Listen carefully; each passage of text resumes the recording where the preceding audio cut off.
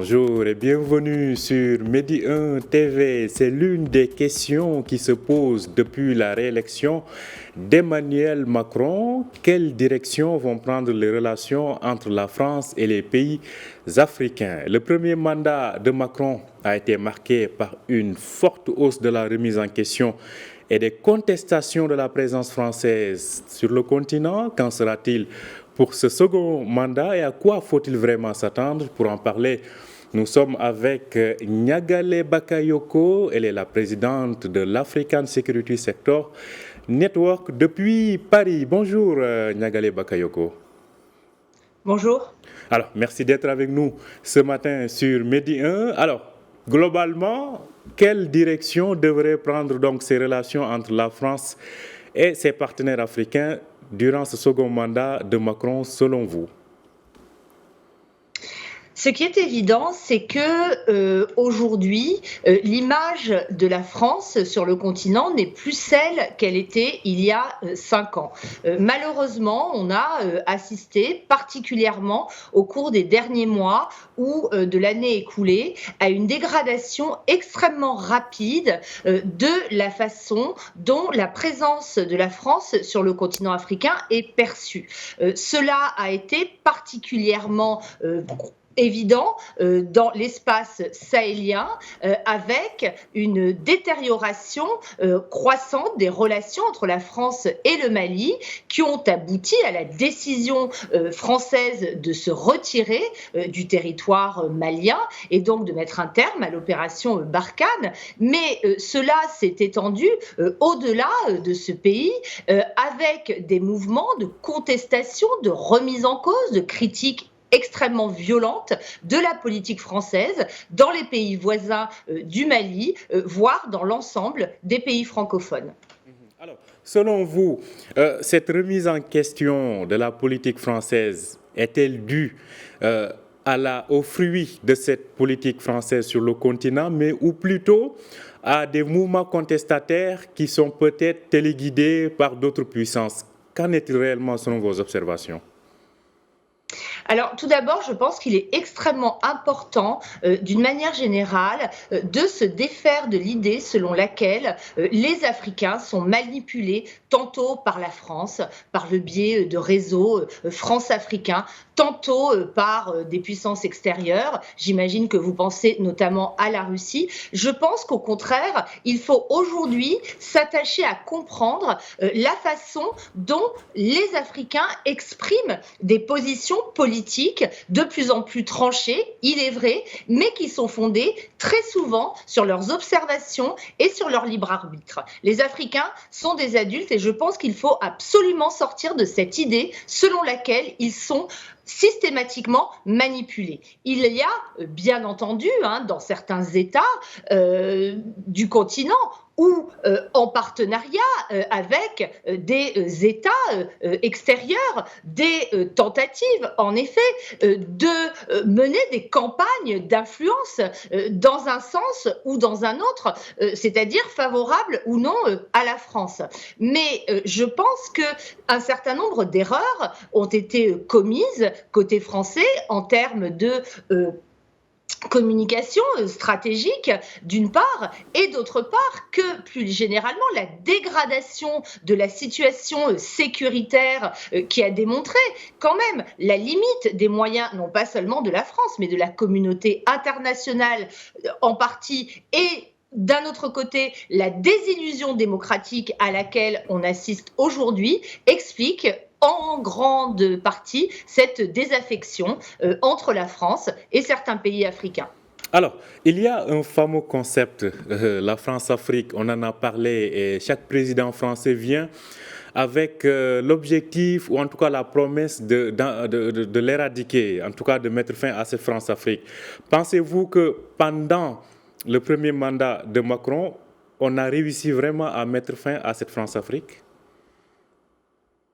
Alors, je pense qu'il y a eu différents types d'initiatives, dont certaines ont eu pour objectif très affirmé de mettre un terme à ces relations incestueuses, hein, comme le suppose le terme lui-même.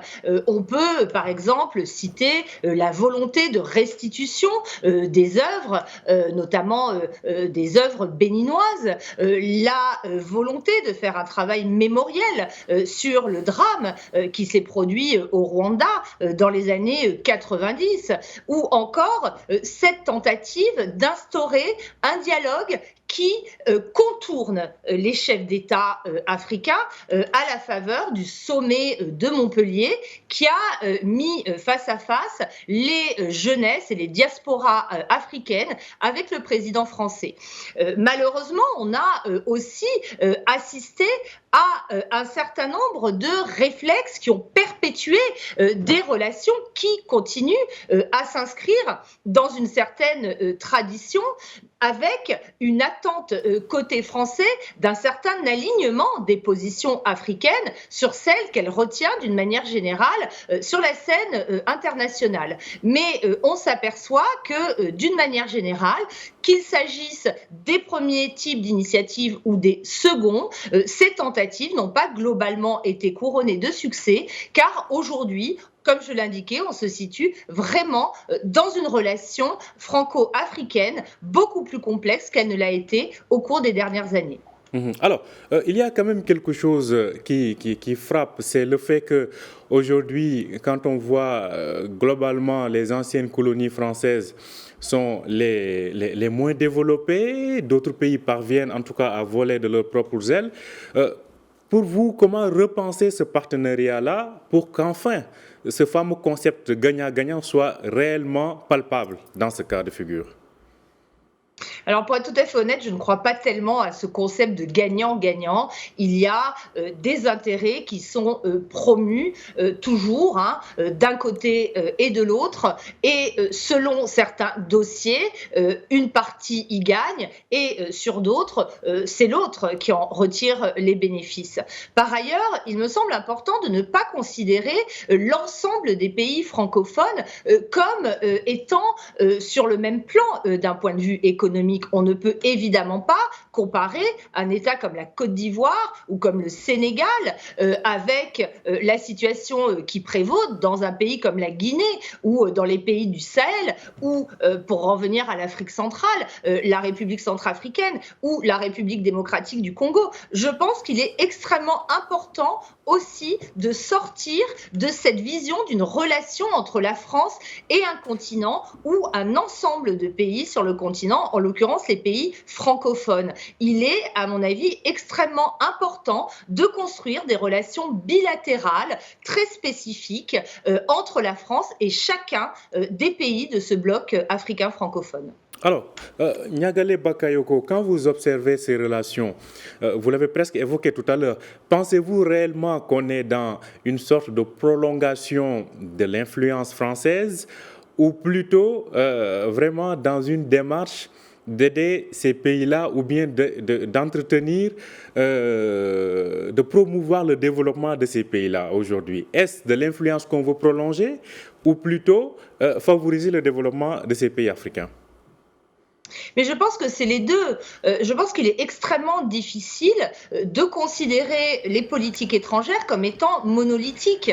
Il y a, comme je le supposais tout à l'heure, bien entendu des intérêts de la part de chaque État. Et cela n'est pas forcément choquant. Les États ont des intérêts.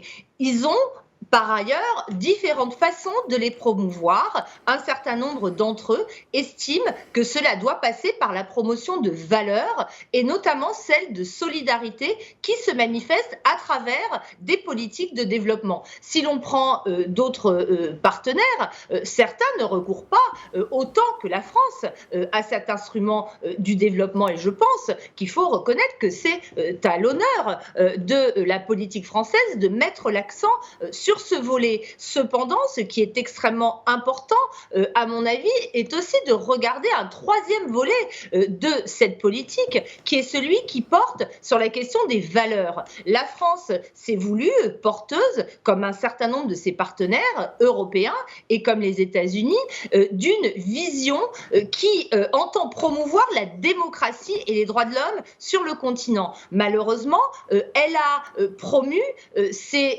concepts de manière extrêmement différenciée, avec parfois une approche à géométrie variable qui a conduit à remettre en cause la sincérité de sa propre adhésion à ces valeurs. Donc aujourd'hui, particulièrement dans un contexte où l'on voit que d'autres puissances, beaucoup plus autoritaires sur le plan intérieur et qui ne font pas de la promotion de la démocratie, ont une influence croissante sur le continent, je pense qu'il est indispensable de clarifier la position française sur ces questions de démocratie et de promotion de l'état de droit. Alors, quand vous comparez aujourd'hui la présence d'autres acteurs étrangers, je pense notamment à la Chine, je pense aux États-Unis, mais aussi à la Turquie, entre autres, ou à la Russie, si vous aviez à comparer le rapport, en tout cas bénéfice par rapport à la présence française sur le plan réel du développement aujourd'hui, quelle différence allez-vous distinguer ? Alors, je pense tout d'abord que la question que vous abordez est essentielle et merci de citer des partenaires émergents aussi diversifiés parce qu'aujourd'hui, précisément, on est face à la volonté affichée aussi bien par les gouvernements africains que par les opinions publiques, notamment dans l'espace francophone, de voir une diversification des partenariats. Il n'y a pas nécessairement un rejet dans tous les cas de la relation avec la France ou avec les pays européens, mais il y a à l'évidence la volonté de travailler avec d'autres puissances qui développent des visions différentes. Pour ce qui est du développement, je pense qu'on est moins dans le cas des pays que vous avez cités, y compris en ce qui concerne les États-Unis d'ailleurs, même s'ils sont actifs à travers leur agence d'aide au développement qui s'appelle l'USAID, une approche qui est beaucoup plus fondée sur le commerce. Il y a cette fameuse loi sur la croissance et les opportunités qui date maintenant de plus de 20 ans, qui est un instrument qui a toujours été considéré comme privilégié par les États-Unis pour favoriser le développement du continent. Et on voit aussi que des pays comme la Turquie, comme la Chine, s'appuient avant tout sur l'idée d'un commerce qui serait favorable aux deux parties. Alors, vous, je rappelle que donc vous êtes la présidente de l'African Security Sector Network. Vous vous intéressez aussi aux questions sécuritaires. Sur ce plan, on a vu le Mali, en tout cas, donner une sorte d'injonction à la France de quitter, les forces françaises de quitter le nord Mali, en tout cas leur présence sur le sol français, mais on voit que Paris prend tout son temps. Comment expliquez-vous en fait cette attitude de la France? N'est pas là une manière d'attenter à la souveraineté malienne? Alors, je ne pense pas qu'on puisse considérer que Paris prend tout son temps. Il s'agit aujourd'hui de désengager une force constituée de milliers d'hommes. Et cela ne peut absolument pas se faire du jour au lendemain. L'annonce du retrait définitif de la force Barkhane ainsi que de la task force Takuba date du 17 février. Et l'objectif est que ce retrait soit accompli d'ici la mi-juin. Ce qui représente seulement 4 mois. Il y a des bases à démonter, il y a des matériels à récupérer, à rapatrier vers le territoire français ou vers les éléments français stationnés au Sénégal ou en Côte d'Ivoire. Il y a également une situation sécuritaire, comme vous le savez, extrêmement fragile, qui nécessite une protection de la force et des effectifs affectés à Barkhane ou à Takuba. Donc il ne me semble pas que le délai de 4 mois signifie que la France cherche à prolonger indéfiniment sa présence sur le territoire malien. Alors, je rappelle que ce matin, le gouvernement malien accuse l'armée française de procéder donc à de l'espionnage, donc suite à la divulgation de certains événements, notamment avec la présence de Wagner, donc des milices russes. Wagner. Alors, cela nous conduit à rester dans le Sahel. La France est en train de redéployer ses forces dans d'autres pays, comme vous l'avez dit, le Sénégal ou le Niger, entre autres. Pensez-vous réellement que l'aspect sécuritaire aujourd'hui doit être mis en avant dans cette présence française sur le continent? Est-ce qu'elle n'est pas peut-être la source même de ce sentiment entre Français qui se renforce?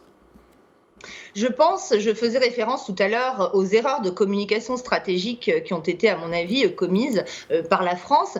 Et il me semble que la façon dont l'instrument militaire a été mis au cœur de la promotion de la politique étrangère de la France au Sahel a été une erreur.